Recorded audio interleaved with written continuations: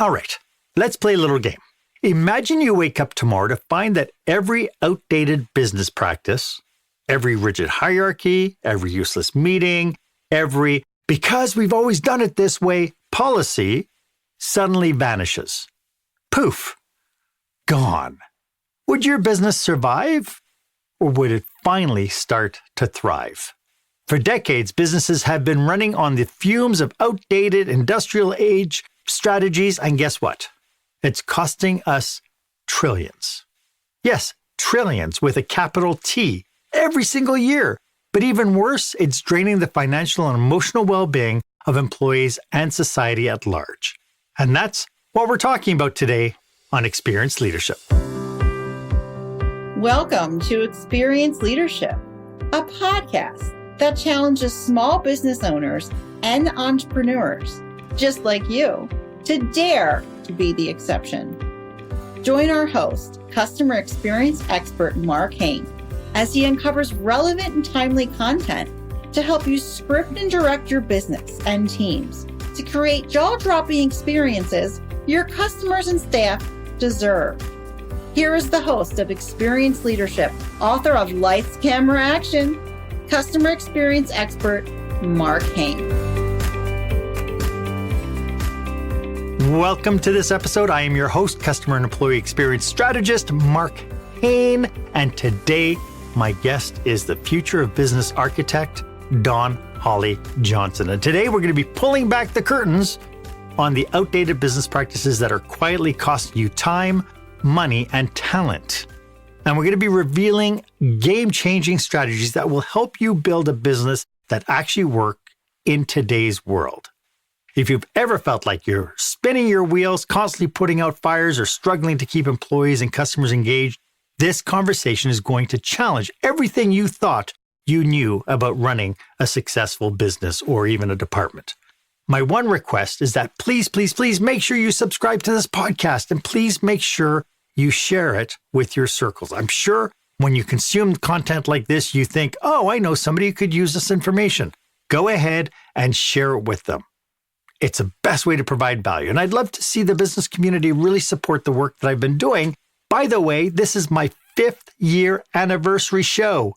So it's been free all this time. I'd love to get more support. I'd really love to get up to 5,000 subscribers. So please make sure you go ahead and share this episode. You know, have you ever felt like running a business is just like a big, expensive game of whack-a-mole? You solve one problem, bam, and 3 more pop up in its place.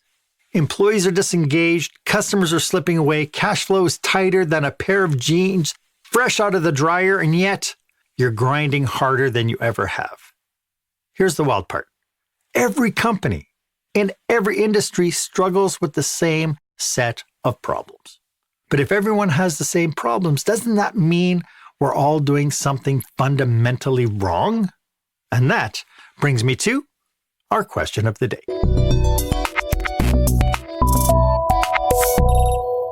So which of these common business challenges, employee disengagement, cash flow struggles, weak customer experiences, or constant firefighting, feels like the biggest obstacle in your company right now?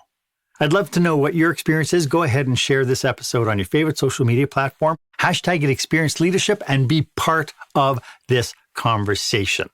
My guest today is somebody who doesn't just talk about business transformation. She's been in the trenches. She's rolled up her sleeves and delivered real, measurable results. With a career spanning every major industry and organization of all sizes, from the scrappy little startups to Fortune 100 giants, Dawn Holly Johnson has helped companies generate over $5.2 billion in revenue and $1 billion in operational profit margin gains. And that's not a typo. That's billions with a capital B. But here's what really sets Dawn apart. She doesn't just fix problems. She helps leaders see the invisible forces holding their businesses back. She challenges everything we assume about how companies should be structured, how leadership should function, and what it actually takes to build a prosperous, sustainable business for both the bottom line and the people who really make all this happen. Dawn is the author of What CEOs Need to Know and a sought-after advisor for leaders who are ready to ditch outdated industrial era business practices and build something that actually work in today's world. Dawn, welcome to the show. I am so excited that you're here. I'm excited to be here, Mark. It's fantastic to be here for your 5th anniversary. I'm so excited about that for you. Yeah, thank you. Yeah, no, it's been a ride. My goodness. And here we are, a couple of fellow Canucks. I tell you. Yeah, and for the Americans, the Canucks means Canadians. Hey, maybe you can dig a little bit deeper into who your clients are, like what kind of clients are you servicing, and what do you do for them? What are you helping them with? Well, I work with startups and small and medium enterprises to help them actually design their business to scale and grow with the most effective and efficient structure possible. And inside of that, what we bring is a much more exciting and useful work environment for people, so they actually know what value they're bringing in the world. They get to enjoy their work. I don't know how many employees have come to me over the years to say, oh, thank you, thank you, thank you. I actually look forward to going to work now every day. And the same with customers. That's where that additional $5.4 billion in revenue came from, is me working with those business such that they delivered so much higher value in less time that customers bought more. So they didn't even have to look for new ones. I mean, it's just incredible results that I didn't expect, but that's what came about, and I knew I was onto something. Yep, something magical. So why don't we start with like the big picture? Why do so many businesses still operate using the strategies and structures that were designed really during the Industrial Revolution, when it was all about getting performance and getting production from human beings? Well, there's a few reasons for that, Mark. One is that we have some systems in place worldwide that continue to drag us back, such as traditional accounting practices, as an example. Okay, so we have certain systems in place that pull us back. The other thing is that it's simply a paradigm issue, right? So we are born and raised into hierarchies. Everything we're taught, the kids that are a grade above us are better and smarter than we are, and so on and so forth. And in organizations, it's like, I want to climb the ladder. And it's like, is that why we're really here? Is that why we're really here? But there are a variety of practices that we all take on because that's the way it's always been done, and it's not questioned, right? So what I got to the root cause of is the fact that if I saw these same problems in all these companies, then they must have something in common. And I got to the very structure of business and certain systems that are in place worldwide that need dismantling. In fact, I'm a huge Buckminster Fuller, a huge fan of him, because he said, why would you try to fix the old model, throw it out and get a new one? And so the companies I work with, we start with the new model. If they're smaller organizations, that's easier because we can just say, here's how you want to work, and here's what you're up to in the world, and let's design your business to actually accomplish that. Yeah. And for larger organizations, we have to take them through a transformation to get there, but it's totally doable. And instead of trying to fix the current company, we instead go to what we call a greenfield. It's like, let's start fresh over here and slowly move people and technology over. So it doesn't have to be difficult. And this is one of the things I like to tell people, is different doesn't mean difficult, but it is a paradigm shift. And so in my book, I spent a tremendous amount of time. I spent 4.5 years writing it. I think it was Mark Twain that said, I would have written a shorter letter, but I didn't have the time. So I took the time to create a short book that's an easy read. And the whole part 1 is going through all these traditional practices that we assume work for us.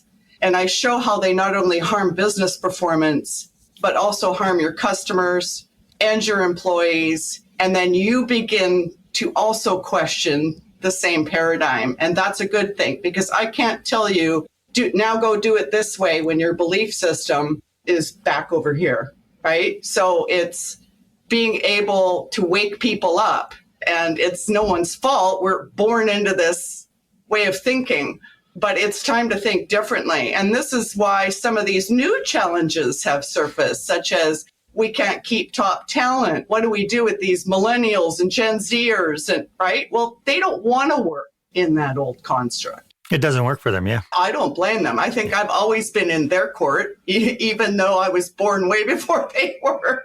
I've been questioning it all along because I had the naive thought when I began working professionally that we were all here to work together and to make things happen. And that was not my experience. It's so funny that that's the way the corporations talk about it, but that's not actually the reality of how it all comes together. And you know, what's interesting in what you were saying about this whole idea of kind of reinventing our businesses, and I can see like millions of people watching the show because, of course, we have millions of people watch. Okay, maybe we have 1,000 people. Okay, maybe 5 people will watch the show.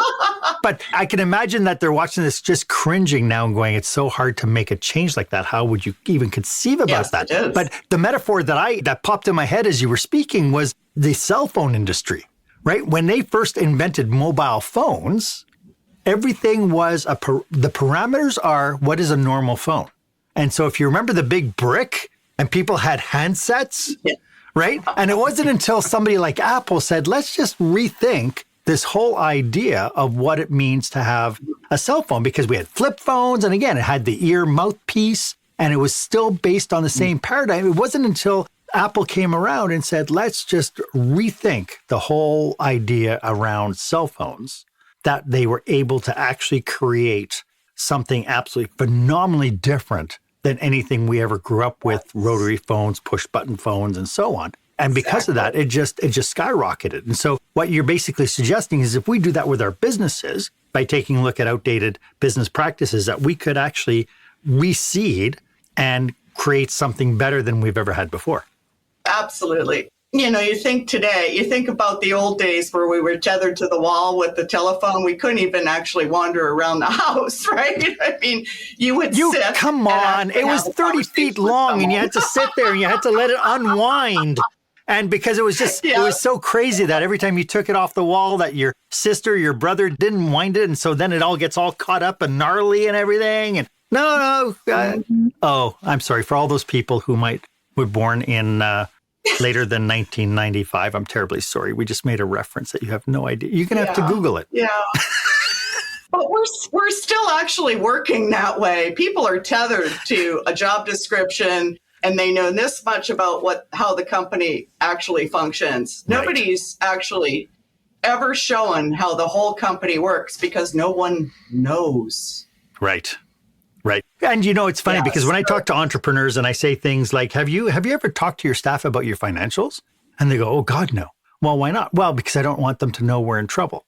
And I thought, if they know that you're in trouble, wouldn't they be kind of helping you bail? Like, wouldn't they, if you know your ship is leaking, instead of hiding it, wouldn't they be there with a bucket helping you bail?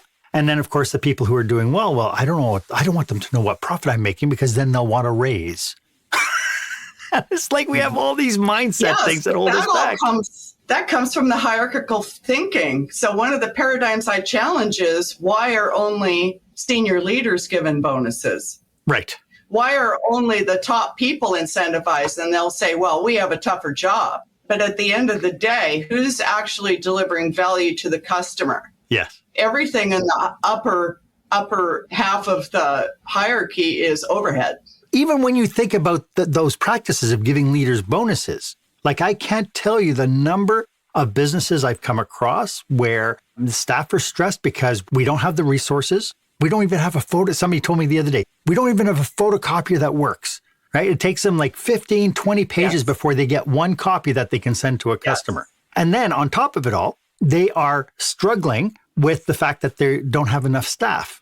Well, what are the leaders being incentivized with? Lower costs, lower your labor cost, be more productive. And then what ends up happening is when you do need people, they're like, okay, we'll wait a couple of months. Just pick up the slack. We'll wait a couple of months. And why? Because if they show lower numbers, they're going to get a bonus. So that's one of the traditional practices that I debunk in my book. Yeah. Is arbitrary bonuses and goals, because they're typically arbitrary. Yes. You know, there's a pin on the wall saying we want to get to here. But at the end of the day, I question, why are you in business in the first place? Right. And as I was writing my book, I had certain definitions in my head of what I thought like an organization should be. Webster's dictionary version is that an organization is simply a group of people brought together to deliver on a purpose. And I can tell you, there hasn't ever been an organization where I've been able to randomly choose people in the organization and say, what's the purpose of this business? Yes. They don't know. No one knows. So the purpose is not to deliver product and services. No. People buy value. So just like the cell phone, like when Apple came out, right? That became valuable and people started buying it because it was a completely different thing, but it was the value it brought. Portability, right? Ease of use. It's like a mini computer. So it's not just a phone. It does all these other things for me. So it's the value that it brought that had it sell. People get price and value crossed up, right? Not the same thing, right? So people will pay an exorbitant amount of money for something if they think it's highly valuable to them. Right. It's interesting to see now with our political climate where values are coming into the mix as well now. When we see things happening with Tesla and the outrage behind Elon Musk and everything, we're seeing kind of where values now are starting to play a part in how companies are represented and how they shine within their marketplace. Yeah, it's interesting. So at the end of my book, I actually come up with models for government, healthcare, education, business, and different businesses, product business, widget businesses, services, tech, etc. They're similar in that at the highest level, they're exactly the same. Where you have to start with is what's the value you're delivering. So as they're disseminating the US government and looking at, is this really valuable, this program? Is it really? Or was it some bureaucratic agreement that will put this in and then, I'll have $1 million for my next campaign versus is it really adding value to society? And at the end of the day, that's the question. What value are you bringing to society? And there's certain organizations that bring zero value to society, but they're thriving, even Fortune 100s, right? So we as consumers have to question, is this really valuable to me? And I fire every company that I don't feel like I am being taken care of as a customer. Right. Unless I'm stuck in a monopoly, I look for another organization to provide those services for me. Right. Because it's my spend dollar that's going to make the difference. Yes. But internally, that's the first step, is you've got to determine the purpose of your organization. So we want to, create more freedom for people or like whatever that looks like, or more prosperity for people. And then, so then what are the different value propositions that you are delivering? And the first mistake in that exercise is I see a lot of process, policy, et cetera, is very internally focused. Well, that's our policy. Well, that's taking care of you. You're not taking care of me as your customer with your policy. So I'm happy you wrote that, but you're missing the fact that it adds zero value to me. In fact, it detracts from me and I'm going somewhere else. So one of the things that's happening with the chatbots is you don't get a live person anymore. Well, the only reason I'm calling an organization is I've looked at the FAQs. I've read them already. I don't have an answer, right? It's probably a problem you're not even aware of. And of course, I find process issues all the time. I mean, I'm built that way. So I will call and it will take me up to 45 minutes to get a live person. So they'll keep throwing FAQs at me instead of just saying, did you happen to look at our FAQs? Yes, I already did. Oh, okay, then we'll get you a live person. Because, don't throw your efficiency gains on me. You've just given me 45 minutes of work, but because you had arbitrary goals of cost savings or whatever on your side, you cut a bunch of jobs, threw in some chatbots and said, look at what I did for our P&L. Yep. You're going to lose customers. People get frustrated. So, I'm not saying there's not value to a chatbot, but it's not designed as valuable to the consumer. Typically, it's designed as value to the organization. And that's a huge mistake. A huge mistake. Yeah. We cannot trade off human contact and human relationship building to the computers in the guise of efficiency. Correct. And there's some people that never bothered to do the FAQs and wanted to call in, but you know what? We deserve an option right away to talk to someone. And that's the way business goes. I'm having a problem with your organization. I've done my research. I can't figure this out. And I'm, pretty sharp, right? Tech sharp. And so if I can't figure it out, other people are having the problem. And, I take every survey I get from every company. I love giving them feedback, no matter what it is, because that's the way they learn. But you need to be hearing from your customers. And it's just so critically important to take that first step and understand what value you're delivering. And internally, you're not going to come up with it. You have to ask your customers and potential customers, especially if you're a startup, is this valuable in the world? Because you develop some awesome thing. You think it's awesome, right? But you've got to talk to people and see what value they see in it. That's your marketing ploy. That's your operational focus. Right. It is not anything else. It's interesting because a lot of the solutions being kind of wangled now in kind of compensating for this industrial age kind of mindset to what is needed today. And a lot of people are talking culture. And it's such a hot topic. But what I'm getting from you is culture change alone isn't the answer. No. So why doesn't motivation and culture building fix kind of these deeper issues? Because you still have all the old systems and processes and constructs. And so you're going to get sucked back into your environment is your reality. Right. People behave depending on their environment. So if you still have these deep command and control, functionally segregated hierarchies, you can rah the troops all you want.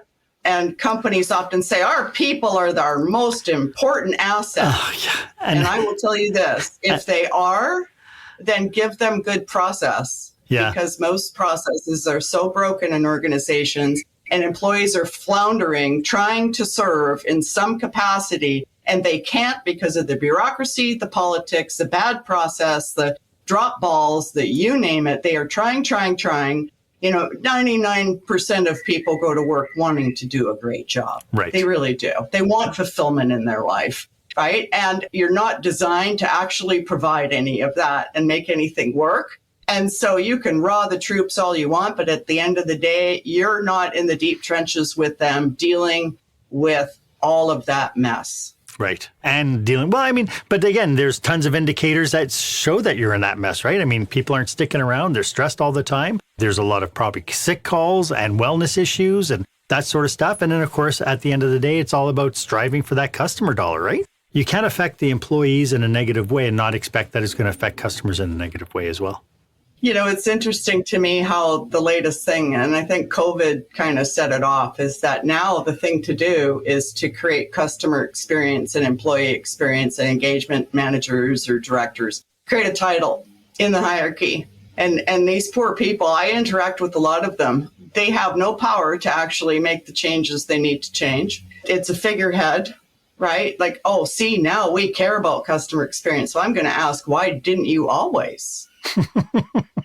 Why isn't your organization designed customer-centric? Because It's not.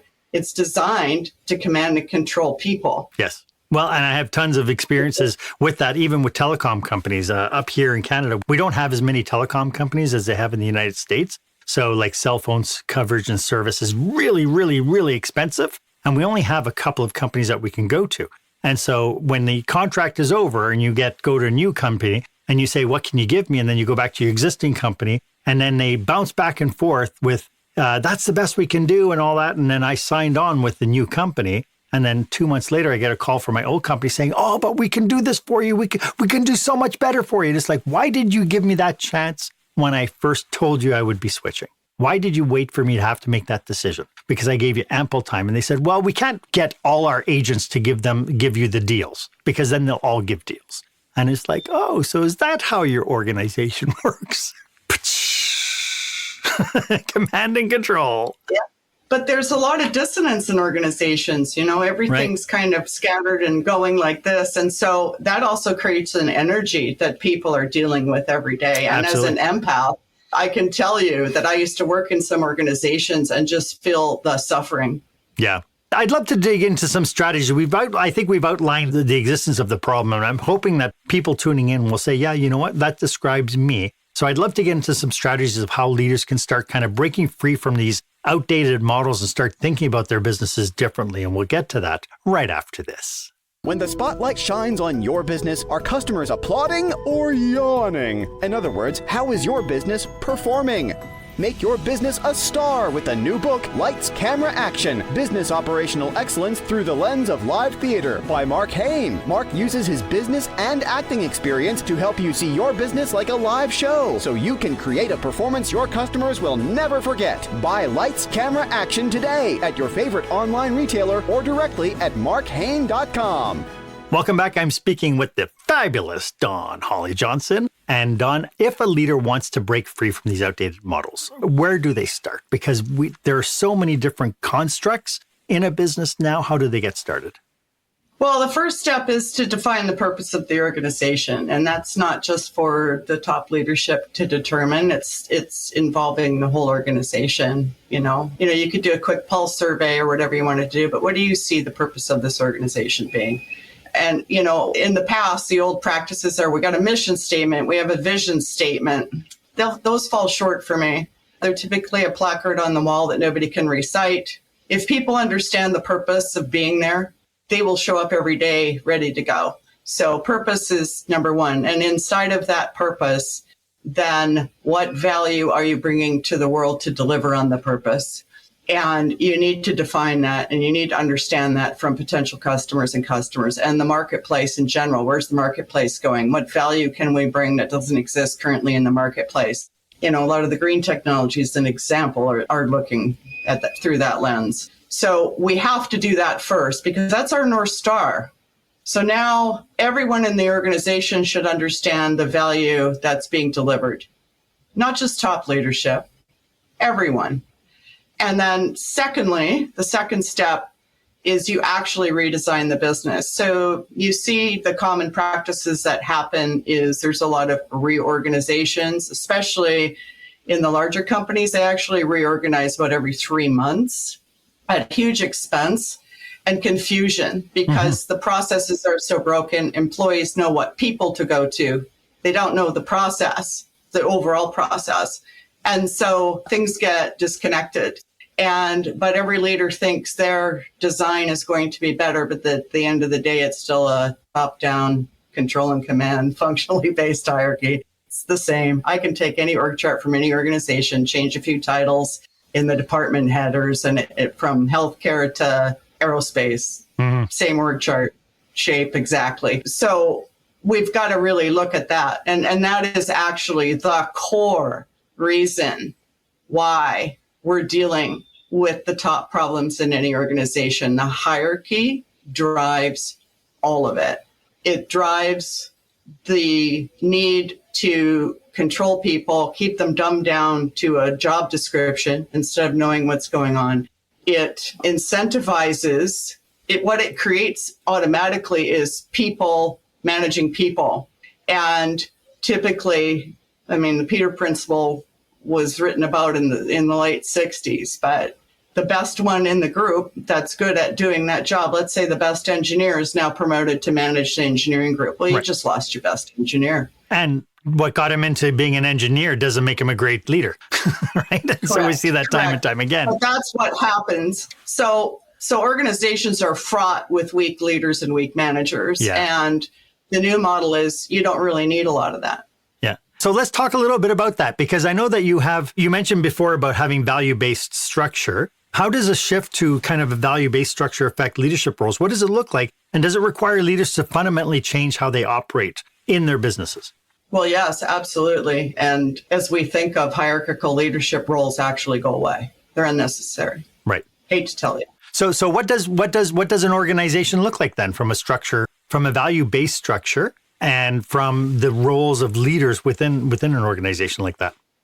So to give people a little background, I grew up in aerospace in one of the leading organizations that was bringing in Six Sigma and eventually Lean Six Sigma. And I became a process engineer, Lean Six Sigma Master Black Belt.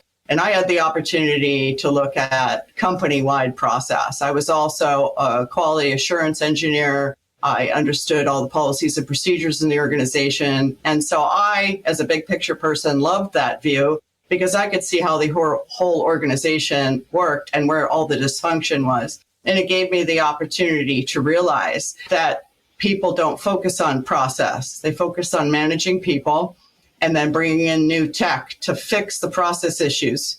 Now, I'm not saying tech isn't needed, but it's rare that companies actually start with the value proposition and then designing the value delivery process to actually deliver on that value. That should be the primary focus, because how are you going to deliver that value? By creating a bunch of functional departments or by actually creating a powerful process to deliver that and enabling the process with people and technology. So process comes first. And so you often hear, well, our people are number one.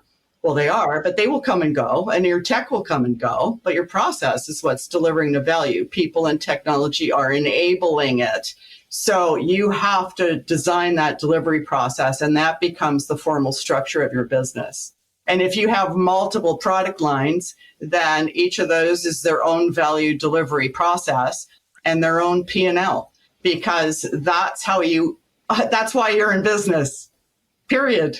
And guess what? When you give people purpose, when everyone's clear on the value to deliver, number one, they make great decisions now because they're clear on what's going on in the organization. The process is transparent, and I don't necessarily have to have a job description. Here's our value proposition and our value delivery process. I happen to have these skill sets, innate talents that I am very passionate about, right? And I can help over here, and I can help down here too, guys. And so why not? Why am I stuck in a function in one area where I could also be contributing to the team in another area? And I can tell you that if you give a team a clear purpose and a clear value proposition and the resources they need to get that job done, they will pull it off. And in fact, probably exceed your expectations. And they don't need micromanaged to do that. People will come together, and you can look at it whenever a disaster happens, right? Teams that network instantly form of people, and they have a purpose, and they're going to deliver X, where it might be food to people that are displaced. It might be whatever it is, and they will come together and they will make that happen. And there's not a bunch of people managing it. Right. It's grassroots, just happens. People are built that way. They're built for community. They're not built to be stuck in a silo, in a cubicle, and you don't need to know that, and just do your job. It's deplorable. I really love that, because I've been saying for ages that, when we put people into a job description, the job description was fine for defining basically some of the roles and responsibilities that a person has. But at the same token, I find that all too often organizations constrict people within the job description. And I truly believe that every single person brings something magical to the table. And unfortunately, when people come into a job description, all that magic gets tempered down. And until we as leaders know who's capable of doing what, we're actually just holding back an asset, a true asset to our business, because we're not letting people shine. That's correct. And the biggest mistake folks make in designing these value delivery processes is they don't include a process engineer, which is actually trained to design a really fantastic process that's measurable and holds everyone to account, which also hierarchies are, interestingly enough, even based on their structure, you think they would drive accountability, but there's complete lack of accountability in a hierarchy. I have seen several people be able to hide in a hierarchy, deliver absolutely nothing every day, but they keep their jobs right? And they're not fulfilled, and they're just hanging out because they got stock in a company. And they're so depressed. And I think, wow, you have so much talent, and, folks, don't trade your health for money. Mm-hmm. Don't do it. Yeah. And you know what? Everyone's born with beautiful talents, and you go find some place where you can thrive and use those talents, and you're appreciated, which comes to step 3. In this paradigm. So now that we're in step 3 in this paradigm, what needs to change in how leadership is trained and developed What needs to change so that we create these functional people who become more coaches rather than managers? Yes. Well, I believe in natural born leaders. So unlike the hierarchy, which creates artificial leadership, Right. natural born leaders, there are people that naturally know to empower people, Right. that know they don't have all the answers, that listen to their teams. Those are the people you want to head those value delivery processes. They will be in your organization. You need to find them, and they're the ones that are going to be the leaders. So you're not talking about your peak performers then necessarily. You're talking about the people who might show natural leadership capacity within their organization, where they are, and then promote and train them to help lead and help guide. They don't even need to be functional experts. Yeah. They need to be fantastic empowerment leaders. Yeah. That's what the team needs. So that responsibility of that leader is to empower that team. And when the team comes to them, and this also doesn't happen in the hierarchy, with an actual business case to say, here's why we need this resource, whether it be equipment, a new technology, whatever it is. Yeah. And here's the difference it's going to make for our customers. And here's the cost. And that leader can say, okay, fantastic, great business case. I'm going to bring you those resources, whether it be capital or whatever it is. Yeah. And you guys go do that. So that value stream being its own P&L. Now, some people may argue, well, hold on, we have different P&Ls in our organization, different product lines, but you're still in the hierarchy. So you're creating so much inefficiency and dismay. It's sad. Right. But ultimately, that leader enables the team. Yes. Enables the team. I'm not saying that there's not a need for a CEO and senior lead, because the CEO is also external facing for the organization. There's a job there to be done. Right. But unfortunately, in a hierarchy, the CEO is the only one that actually can see the whole org, but it's like being on an iceberg. They really can't see below the waterline, and everything that's going on below is actually what's making everything happen. One of the other failures inside of the old construct is the financial focus that's given all the time. And so decisions are made financially. You kind of alluded to some earlier, and I have a funny telecom story inside that too. As I was actually walking process from end to end, this telecom company, as they were implementing fiber in these huge, down in businesses, not residential, and their cycle times kept getting longer. So what used to average 2 to 3 months was now about 6 months, and they just couldn't figure it out. And of course, they kept quick fixes, trying to fix it. And as I'm walking the process, I'm talking to a project manager in the field, and she said, we have no color printers anymore. Somebody cut the budget on that, and I'm sure they were patted on the back for saving the organization millions of dollars. She said, now I've got both hands tied behind my back because it's industry standard that we use color on our blueprints in the field that are printed out. And so we're constantly fixing errors now because we don't have color printers. All to save the 22-cent per page differential that color ink. And I don't even think it's that much anymore with toner and all that sort of stuff. It's so funny, eh? How these processes are so limited and so short focused without delving deeper into why are we actually doing this? For those people tuning in who are realizing that, yes, there might be some challenges within their organization they need to address, what cautionaries and pitfalls should they be aware of as they try to do this idea of creating a greenfield, of testing, of reinventing and then testing? What should they be aware of? Well, I caution that if step one's not done, there's no sense trying. Right. So if we're not clear on purpose and value proposition, I would just move on. Yeah. So you can bring that to your leadership and say, and the current paradigm is, make the culture better. So you can use that, guys, because that's what people can hear right now. In order for us to have better employee engagement, to have better productivity, et cetera, this is the recommendation. We first need to define the purpose of our organization and the value we actually deliver. And then everyone in the organization needs to contribute to that concept as well as engage in it and agree that they will that they're actually enrolled in delivering that value. Some may leave because it's like, oh, that's not what I thought I was delivering. Right. I don't believe in that value, and they may leave. Or they leave because now there's new sets of accountability that they know that they're not on board with. That's right. That's right. And so that's the first start. And then you would take probably your simplest product line, and that's end to end. That's from product development, marketing, sales. I'm talking all of it. Often this is done just in operations. Yeah. And all the admin is a mess. It's spaghetti. So I'm talking womb to tomb, lay out that process, and then start recognizing what do we need to be able to deliver, which is called a capability. What do we need to be able to deliver inside this process to deliver value? Yeah. And then figure out where technology can enable it and where people can enable it, and then set that up. And you watch the money you will save, the time you will quit wasting, the satisfaction increase in your employees and your customers. I mean, everything will change with that. And then you've got buy-in, and then you can take on the next one and the next one. And, for smaller organizations, they get to set themselves up with this concept from the beginning.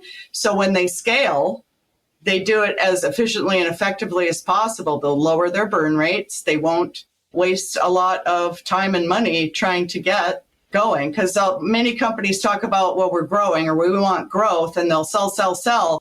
And then the organization's unable to actually deliver. The quality starts to fail. The timing starts to fail because they're not scalable. And a hierarchy is the worst thing to scale. Mm-hmm. Yeah, I can see that. It's the worst model. Mm-hmm. So you mentioned earlier about having a process person come in, a process engineer or somebody who's a specialist in that. If this is resonating with the audience, how could somebody get in touch with you to hire you, to bring you in? What do they need to know?